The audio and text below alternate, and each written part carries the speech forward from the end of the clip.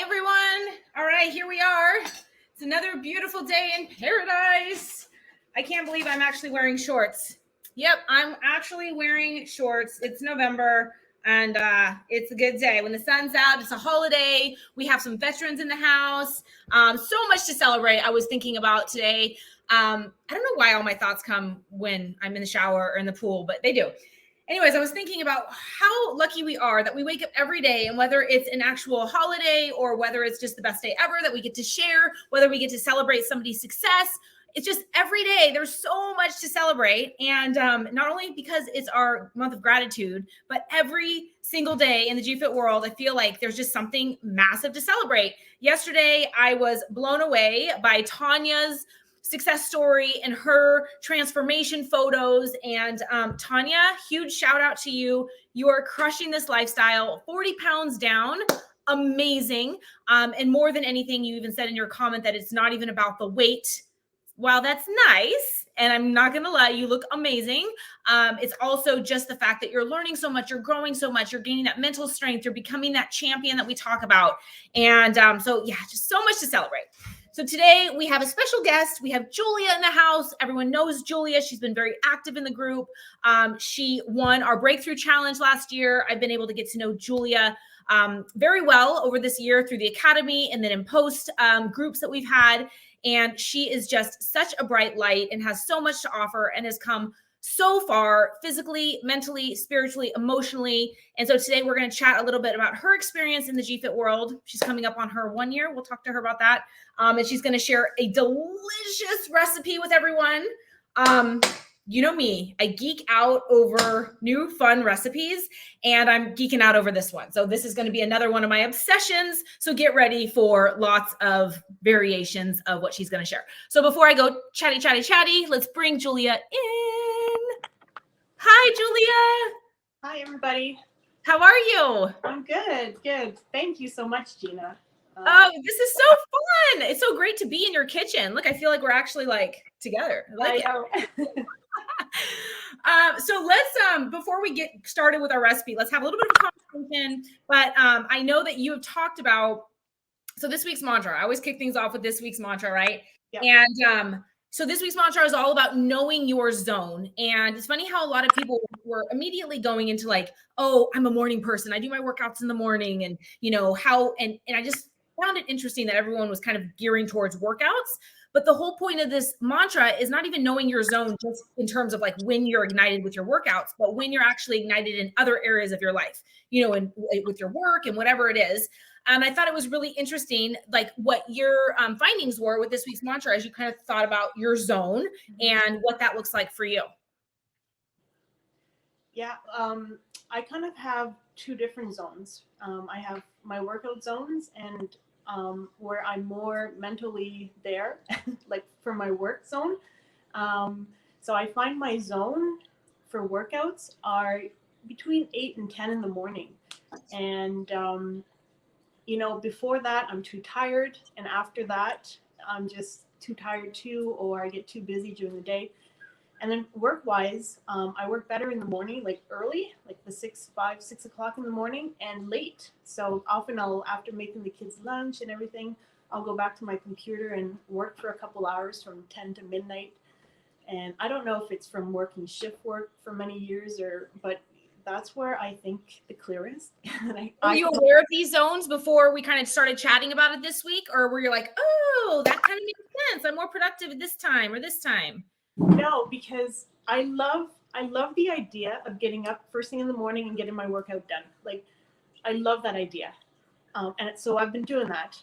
But I'm just so tired, and I don't feel like thinking back now. I don't get my best workouts then. So, have you tried this changing it around? Not yet. Okay. So, yeah, not yet. So, I'm going to be really curious to see how you do, because like you said, like there's going through the motions of a workout, or, I mean, we're talking about workouts, but it could be in other areas, like going through the motions of an email. But if you can really kind of pinpoint when that time is that you're just like lit up and on fire, you're going to get more out of that quality time that we talk about, more out of your workouts, more out of that time that you're investing into your work stuff. So I'm curious to see how you do when you kind of create your zone. Yeah. And it also brought up another point that I think a lot of people, like once you start kind of living the GFit lifestyle, you think, okay, I have to get up at 6. We try to all fit into the same mold, that you'll learn. And a year later, I mean, you can even share that, you kind of figure out what works for you. So you still use the methods, you still use the overall, like, carb cycling and whatnot, but at the same time, it's still figuring out what's going to work for you. Exactly. And that's something that I've learned in the past year, and it's really me versus me. What works for me, what works for my mental health, my physical health. And it doesn't mean that because everybody else is getting up in the morning, that you're not going to get a great workout in the afternoon or in the evening. So yeah, you that's something I learned. You really have to take the tools that you give us and adapt them to your life. I love that, because one of the questions I was going to ask you was to share a little bit about the biggest lessons that you've learned throughout this year. So would you say that that's one of the biggest ones? That's a huge one. Sticking with my non-negotiables too. So that's something I learned in the academy. So I'm going to plug the academy here. But what we learn in the app is fantastic, and on Facebook, and the academy kind of just brings it to the next level. So identify my non-negotiables and stick with them, because at the end of the day, at the end of the week, that's what makes me happy. And those are the things that throughout my day, that if I don't get done, I'm going to have regrets, or, my days not going to go as well. Yeah. So that's now, would you say that years ago that you used to not give yourself the love and attention that you deserve and that you need, because this feeling, this need, or this should to fill into everyone else's cup and put yourself on the back burner? Definitely. I mean, that's how I ended up, meeting you or finding you. Yeah, because, I started working when I was young, and it was, stressful. And then I had got married, had kids, and I put myself on the back burner years and years ago. So last year, I'm going to go back when I first committed to you. I had enough of it, and I really wanted to put an end to it and find myself for once and for all. And so that's when I committed the GFit lifestyle, and I joined the breakthrough in January. But before that, what made me join was your 30-day. Can't remember, whole food. The real foods. Yeah. So that's what really attracted me to your plans. But yeah, so those are things that I've learned throughout the year. Another big one is keeping my meals simple. We learned that one. There's one, and I think I posted it on Facebook. I had how many recipes? My kitchen counters were full of recipes, and I had like breakfast and meals. Every meal had I was impressed. Yeah. And then at the end of the week, I felt like crap. Like I was bloated. I was just not feeling good. And it was just, for me, it was still, not that it's processed, but it's, for me, I feel the best when I eat like single ingredient foods, like fresh whole foods. So it's keeping my meals simple. I'll make maybe one recipe a week to help me, make meals quicker, but I keep it simple. I love that, Julia. And the recipe we're going to share today, while it takes a little bit of time to make, I love how simple it is and how versatile and how you make so much of it so it lasts a long time. I love it. But again, it goes back to like the whole idea of, you see so many girls, Scotty, I'll give you a shout out right here, who make the most amazing meals, and they're prepped. And Christine's another one who has like all these meals prepped and lined up. And I'm like, kudos and shout outs all day. However, you don't have to be so creative, or you don't have to meal prep to that level to stay on track. You can keep it simple, and it's just learning. Okay, I tried it and I love the idea of it, but it's just not working for me time wise, or with your gut or whatever it may be. Because even if you're eating the recipes that are clean and GINA approved and on plan, some of them with a little extra xanthan gum or this or that, too much of that can cause some issues. So that's an awesome find. And for me too, it was important that I live a lifestyle, like to be a role model for my kids.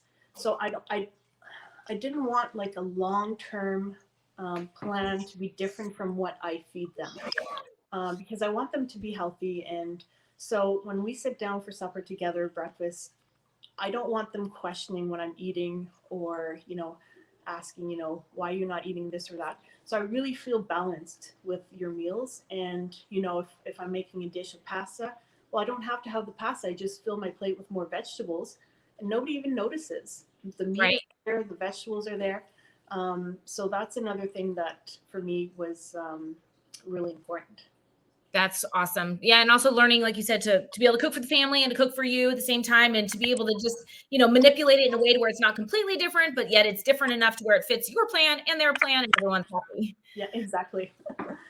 Okay, so you have talked a little bit about your PTSD and some of the stress that you've had in your life and how you're overcoming that. And first of all, I just want to give you a big hug and high five, because oh my gosh, you've come so far. And I just know that nowadays there's so much stress, with Yeah. the world that we're living in, and just the noise that's around us, like the noise of my kids that are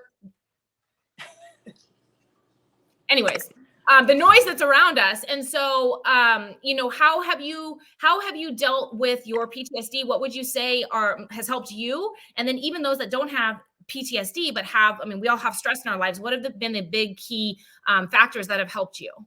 Um, I would say, so when I first joined a year ago, I was I was okay. Um, I had done, a few years of therapy. I was taking care of myself the best I could. So when I started a year ago, I was okay. And then when I started really committing to the GFit lifestyle, so consistency with my workouts, like that to me, workouts for me is therapeutic. Um, and my husband and my Stress kids, relief. yeah, exactly. Um, and it doesn't have to, if you don't have time or whatever to do a circuit or whatever your exercise, go out, go for a walk. And Movement. that's what I did. I started slowly. So exercise was a big thing for me. And then I started incorporating in the academy meditation. I was doing it on and off before, um, but really taking 5 minutes, 10 minutes every day makes a huge difference. And I think I had mentioned it to you, but I'll share it to you. A trick if people have trouble meditating. Um, but those are things, and then unplug. Social media to me too is very stressful, and so I've started to unplug more. The Sundays I really focus on unplugging and stillness, like not being afraid to just go outside, um, stare at the clouds, um, Yes. which I would have never done before. So it's taking care of myself, you know. Yeah. It is. I think when you have stress in your life, whether it's work related, family related, environment, what's going on in the world, we have to take care of ourselves first. And I think that's what was missing in my life. Totally. I think Yeah, that's a key. It's like a huge piece of the puzzle that was missing, which was just giving back to you. So doing all the things that we like, there's all these pieces of the puzzle. And then within this GFIT puzzle, this piece, there's all these pieces that now you're being consistent with, from the breathing, meditation, the movement, the unplugging, all of those things are huge. yeah. And didn't you say that are you totally off meds now? Or I know you were weaning. I'm at the lowest dose. Awesome. Yeah, so I'm doing really It's well. working. Yeah, and I have kidney disease too, so the stress affects my kidneys too, and I was, high blood pressure because of all that too, and so I'm at the lowest dose for my kidneys to my blood pressure too. So yeah, my life has, increased. Like the quality of my life in the last year has dramatically increased.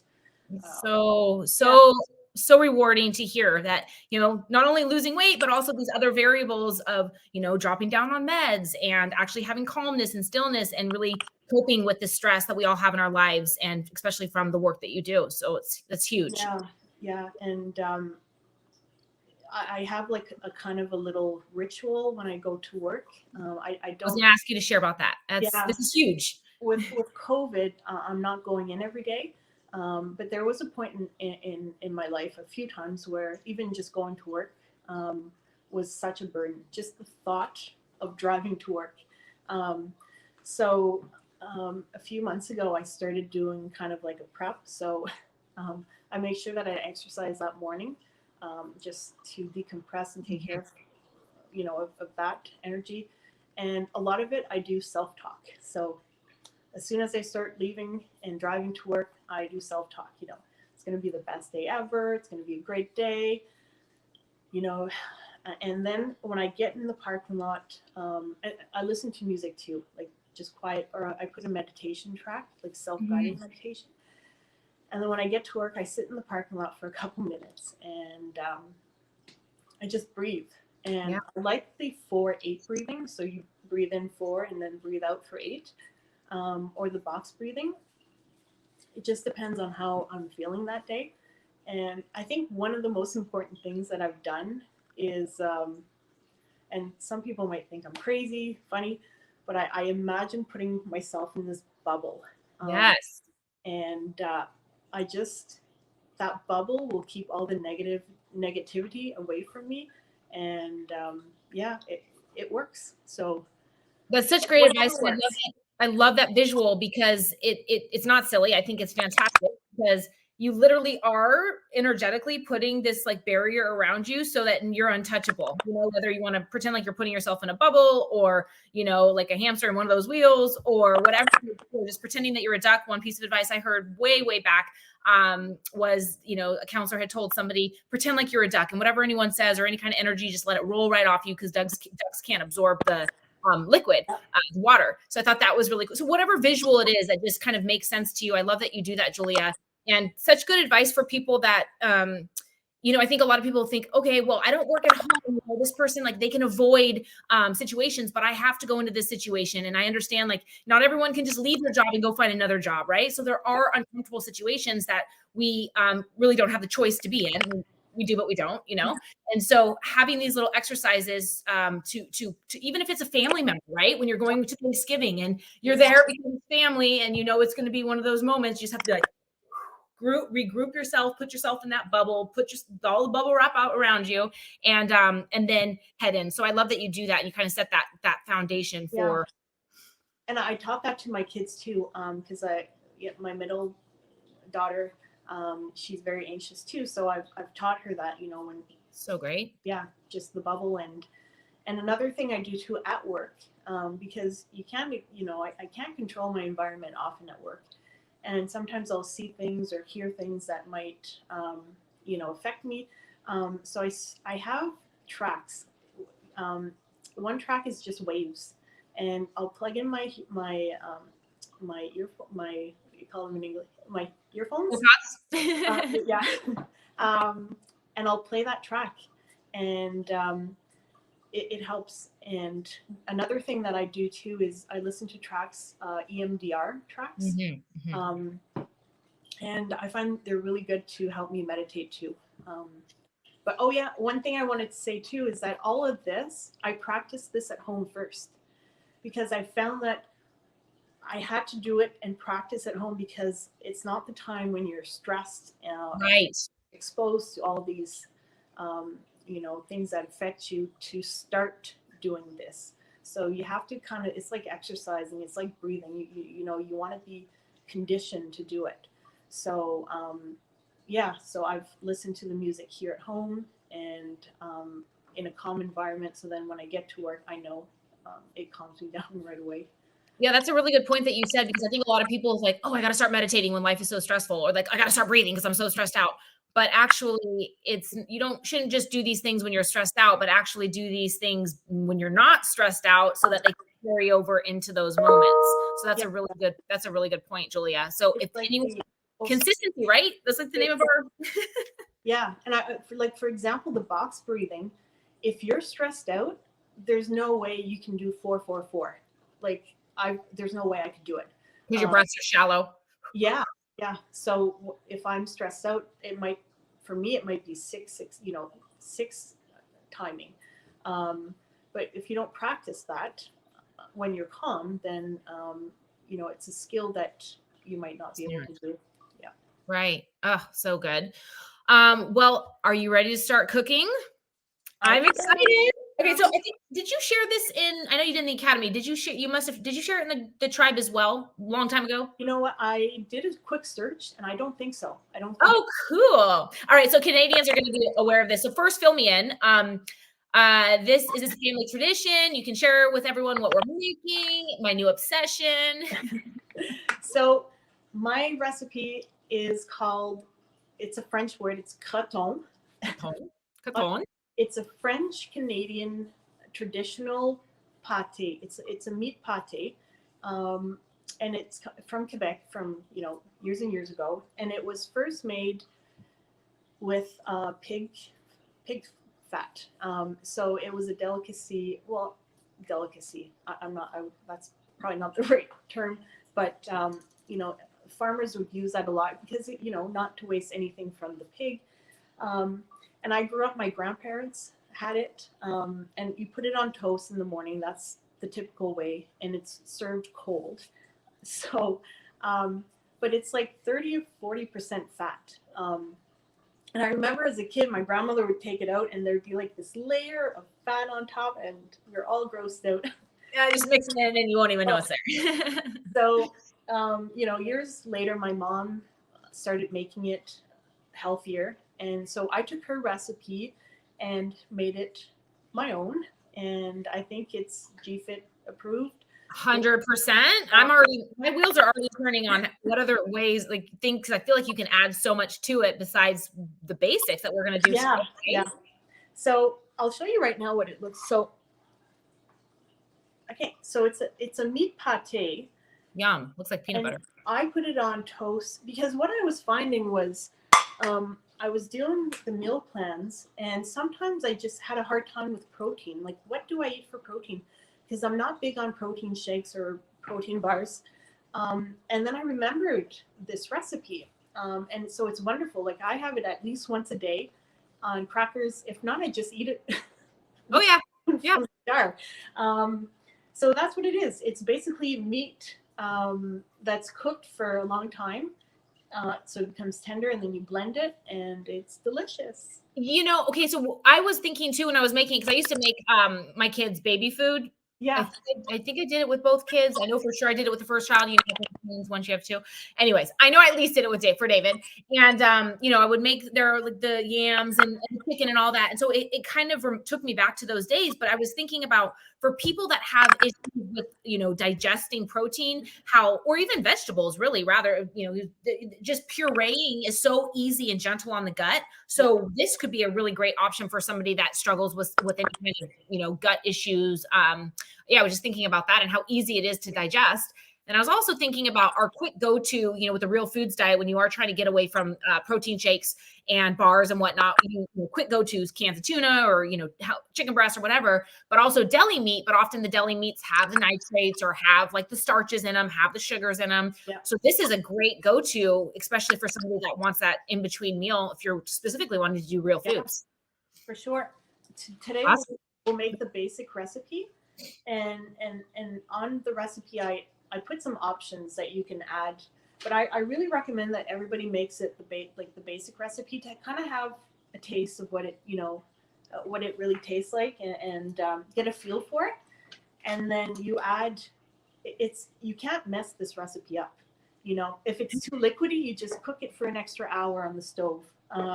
I thought about that too as I was making it. I was like, this is my kind of recipe. The baking, it's very finicky. And, how many times I've had to throw recipes away. But with this one, I'm like, oh, yeah. You really can't mess it up. Yeah, no, not at all. So before we get going, question for you. Is there a huge difference? I'm sure it's like richer maybe with the fat, but is there a huge difference in this Gina approved creation that you've created versus like the heavier one? Is it, I'm sure what is it? Big time? Taste wise, yeah. I mean, the traditional will be maybe less dry. Not that it's dry, but it's hard to. With more fat. Yeah, but definitely I like my version better. The other traditional, you kind of have a layer of fat in your mouth. Yeah. Definitely this version is way better. Oh, good. So yeah, I made it with the 99% turkey that you had recommended, but then I had taken out a bunch of turkey for my husband and realized I had way too much. I don't know what I was thinking. I had too much meat that needed to be cooked. And so immediately, because I didn't want him eating my pate, I was like, perfect, pate. So I've turned those 2 pounds into the pate. And this is with the 93%. Okay. So I'm making two. The 93% is one that I have half done. Then the one we're going to throw in the pot is your recipe. So with that being said, let me grab the turkey. And like I know here in Canada, I have a really hard time finding very, very lean. So mine too is the 93%. Okay. Yeah, I don't know why it's so hard to find. Yeah, Lisa, one of the girls in the academy was saying the same thing. So we get the 99% is here in the States. Otherwise, you can get chicken or the 93, and then we can just adjust the fat. I can put that on the recipe as well if you're using 93, what that would be, because it would be a protein with fat. Awesome. Okay, so let's get going, Julia. So this makes a big recipe. So it's 4 pounds of turkey meat. So it's 4 packages of your turkey meat. But we're cooking this for a few hours, so it's worth making it in bulk. So I put my 4 pounds in my slow cooker. I actually did 2 pounds because I only had the 2 pounds, and so then I just sliced everything in half. So Perfect. that does work as well. But I haven't done it in the crock pot before. So I brown the onions. If it's stovetop, do I just put the onions in the crock pot or do I have to brown them? No, you dump everything in it.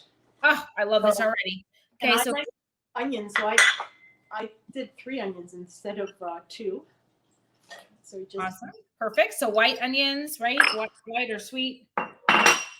Just for you, Gina, because it's November. I'm putting pumpkin. I was going to ask you about that. And are you doing that instead of the tomato paste? No, I'm still putting the tomato paste. I think the tomato paste is important because it helps thicken it up. But I'm adding both. Okay, I'm doing the same thing, Julia. I'll wait for you. Okay, here we go. So I'm just going to add about a quarter. Can't really mess it up, right? So about a quarter cup or so of. Okay, so perfect. I needed to use. And then you can add your tomato. So I don't really measure a lot. And I don't like wasting. So I just buy the small can of tomato paste and I just put the whole thing in. Oh, okay. See, I followed the directions perfectly, Julia. So I have some left over. Okay. I think the can is maybe 7 or 8 tablespoons, so it's not a big difference. For those that don't have a crock pot, need to get one because I did it the traditional way, which is pot, and it took some time. But are you kidding me right now? I'm just gonna throw everything in here. I don't have to brown anything. This is magic. Browning. Okay. And then your Dijon mustard and your garlic. Okay. So we got the Dijon spices. So I just combined everything in one jar or one container. So we got the Dijon and then the spices. So I'm gonna put them in. You want me to say what they are as I'm doing it? Oh yeah, sorry. 2 teaspoons of onion powder. Okay, we got the onion powder. 2 teaspoons. So all be our recipe in the apps, but just so. Okay. 2 teaspoons of thyme. Thyme, okay. And then 2 of turmeric. So good. Anti-inflammatory. Salt and pepper. Okay, so turmeric. All fresh ingredients. Like I love this. Talk about all real foods. And then I'm excited to try it with the pumpkin to give it kind of a seasonal touch. Yeah. Ooh, rosemary would be really good too, Julia. That would be good, yeah. Okay. And if you like things sweeter, I've made it before with ground cloves and cinnamon. Kind of a pumpkin mix. It's really good too. Ooh, that sounds really good for the holidays. Okay, I'm putting onions in there, and then salt and pepper. Do we add the nutritional yeast now as well, or do you do that after? So I've tried both ways. There's no taste difference. So I put it in right away. Yeah. Okay, a little bit of that, a little bit of salt. All righty. And then, Nutritional yeast. yeah, nutritional yeast. Okay, now what about water? Do I need to put more water in the pot? Yeah, I would put, it's less water in the crock pots. So start with 1 cup, and then we'll mix it. Okay. More water. Add my water. Then you Okay. mix it up. And how long would you cook it in the crock pot? Are we doing low and longer, or slow, or higher and less time? So I've played around with that too, and I found that high for I put it down here, on high for 6 to 7 hours works really good, and then for another hour or 2 at the end on low with the cover off. Okay. Okay. I've never done that. Very cool. So Yeah. first high, then low for a few hours, right? Or did I get that wrong? No, that's right. High and then low. Because we want the meat to tenderize and cook well with the liquids, and then we want the liquids to evaporate. So for me, 1 cup is not enough water, so I'm going to add another one. Okay. And while you're making that, I'm going to move this over because I have my stove version that I did, and I'm going to use my mixer to show everyone kind of how I made the pate, because you had suggested a hand mixer, and I did start with that, but then I was like, screw this hand mixer. I'm getting the big boy out. It was taking too long, and it was getting kind of messy, so I just used the big mixer. So for the water, you just want enough water to kind of cover, you kind of want it like a texture like hummus, I guess, right? Yes, right. Just like smooth. And like if you have, I freeze my turkey, I buy it in bulk and then I freeze it. And you can even throw it in here frozen, and it'll slowly thaw, and it'll still be good.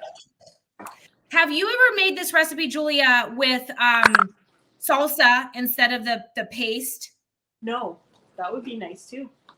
I think I'm going to do that only because I just used my paste for that last recipe. So that'll work. But I've already done what you said, and I did the first one as is, so I know what that one tastes like. But I'm just going to try it with this. So Julia suggested the recipe that if you're doing it stovetop, it is quite a process because you brown the onions with water, just get them soft. Then you add the meat, and then you add all the other seasonings and whatnot.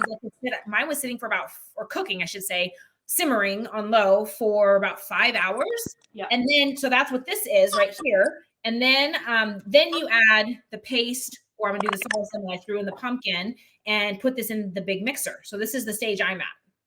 Yeah, I mean, I've always made it in a pot on a day, you know, like the Sunday where you're going to stay at home, do laundry, cleaning. I'll do it a day like that where I'm home, and every half hour I walk by the stove and I can stir it. But I wanted to try the crock pot, and now I love it in the crock pot because you set it in the morning and you come back and ready, you know. Yes, I'm glad that it works in the crock pot, but I too agree. Like I did this, it was the day that I was home and I was just doing things, and my house smelled so delicious. Yeah. So it's nice to have the option and to know that you can just throw it all in the crock pot and not have to worry about it. Like when you get a call that you have to go pick up your kids and you've got this on the stove, and, you know. So okay, I'm gonna mix mine up in here, Julia, so we can see how it purees into this magical pate. What did you say? Okay, so you're blending the already cooked one version. Yes. Okay, here we go.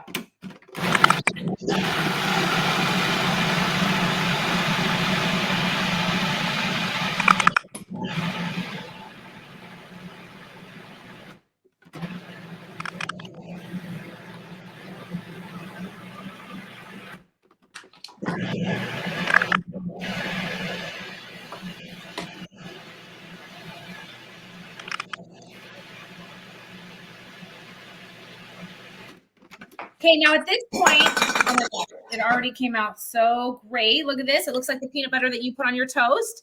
At this point is when you said check in with yourself, maybe if you need to add a little bit more salt or pepper, right? Yeah, and so this is something I learned too from my mom and grandmother is just check it for salt and pepper. because once you put it in the fridge and it cools, the taste is going to change. I So noticed that. it's honestly, I don't like it warm. I like it when it's cold. So yeah, so don't get stuck on that. Just check it for salt and pepper.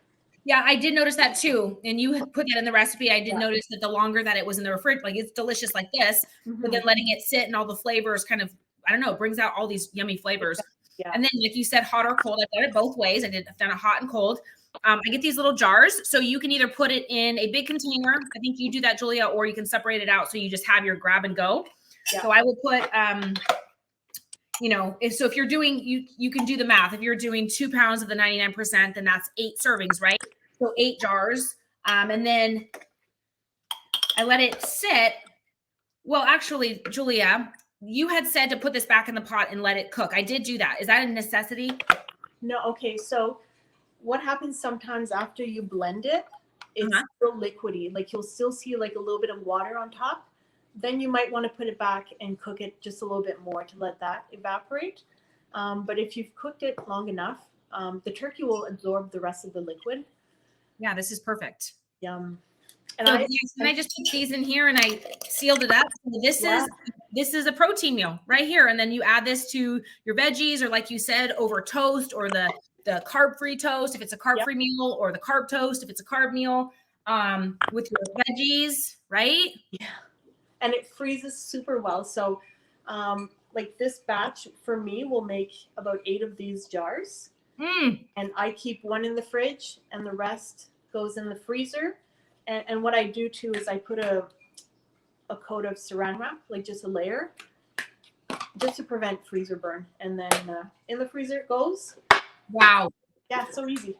I am not joking. I'm obsessed because it's so easy and it's just grab and go. So now I have, look, I have my, where am I put them? And if you don't have the blender, you can use the. Hey, Julia, you have them already ready. Awesome. Here and here, ladies, game changer. Love it. Love it. What were you saying about the hand mixer? Yeah, if you don't have a blender, this works really well. It is a little bit more work, and it's not as smooth, but I like it. It's just a little bit more textured, and this works well also. Oh my gosh. Well, I'm so excited about this recipe. I can't wait to try it with the pumpkin, but yeah, my wheels were already turning. Pate and planks all day, girlfriend. Well, thank you so much for sharing, ladies. I can't wait for you to try this game changer. We're always looking for those quick, easy grab and go meals. And this one, yeah, it does take a little bit of time, but I have to say that crock pot, no time at all. But the amount that you get will last you an entire week, you know, for those in-between meals, especially if you're wanting more of the real food. So thank you so much for sharing this, Julia. This is definitely going to be a game changer in my world. And I know so many others. My pleasure. So are you ready for the new year? Share with me one thing you're excited for, a goal. You know, we've got our New Year's challenge that we're going to do, of course. But what are you excited for the new year? I want to do another challenge. So, you know, but I'm doing right now, I have to get tested for celiac, and it's a pain because I have to eat gluten and I'm not used to it. Anyway, so I don't feel as good as I normally do. So I need a challenge. So I can't wait to do another challenge. I am excited. And like we had talked about, so she's doing this, you know, there's always purpose, right? We all have purpose for what we're doing. If you're training for a marathon, you've got to purposely train for that. Or if you're testing, her doctor has her eating gluten so that she can go do the proper testing to see if she has celiac. So she's going through this, and I know it's not easy.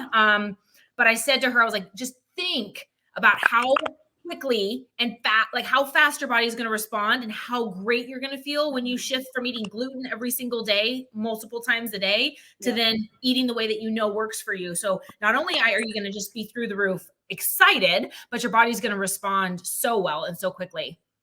Yeah. And you know, I have to look at the positives, and, you know, now I know, you know, that gluten affects me, and whether I have celiac or whatnot, it doesn't matter. I know that when I eat bread or pasta that, you know, is not gluten-free, it doesn't make me feel good. So again, eating for purpose, right? Like, you want to eat food that makes you feel good. And, you know, I'm happy I have to do this because It's a learning. It just reminds you. Yeah, you're learning and it reminds you. And it's also so powerful to know what works for you, right? So it's like sometimes you got to fall off of the thing that you know works for you so that you can get reminded of how amazing you feel and how easy it is for you to live that lifestyle. So I'm excited. 2022 is going to be the best year ever. I can feel it. It will be. It will be. Yeah. All right, Julia. Well, thank you so much. I'm going to keep pureeing all this. I think I'm good to go with meals. We're having somebody over tonight for a meeting, and I was like, "Oh, perfect! Pâté is what's for dinner." Done. I don't care if they like pâté or not. They're eating. This is what's for dinner. Yeah. All right, Julia. Thank you so much. And yeah, this recipe will go in the app, of course, with your signature on it, since it's your amazing recipe. And I'm excited for everyone to try and also see what other creations people come up with. Yeah. Awesome. Thank you. All right, Julia. Have an incredible day. Bye. Bye. Bye, everybody. All right, everyone. So that was so fun. It's always great. I thank you for completing the questionnaire that I sent out. One of the things that I've been getting a lot of is just having more of you girls on to share your story, share your recipes, whatever it may be. But just to hear, I mean, you hear me all day. You hear my recipes. It's so nice to hear somebody else's story and things that have helped them, and also family traditions that they, were in love with and thought maybe that they wouldn't be able to eat them because they're loaded with fat or whatnot. And then to be able to put the twist to it and then to be able to share it with all of us. And yeah, I was really excited when I tried this because, I get excited about food, and this is one that I'm really excited about. So ladies, give this a try. If you haven't completed that questionnaire that I did put, it's pinned at the top of the page. Please just spend 5 minutes. It's really helpful for me because I can't believe a new year is coming up. And I just want to make sure that I'm hitting all the areas that ignite your fire. And then if there's areas that are like, yeah, could do without, then, it's always about change and evolving and wanting to make sure that we're evolving together with the things that bring you the most happiness and that you live the most out of our tribe. So thank you, ladies, and have an incredible day. Thank you, all veterans. Christine, huge shout out to you. Neve, who's also in our tribe. We have so many people that have served. Have an incredible day, and can't wait for you to try this pâté. Pâté and planks all day. That's the theme of the day. All right, ladies, have an incredible one, and we'll chat real soon.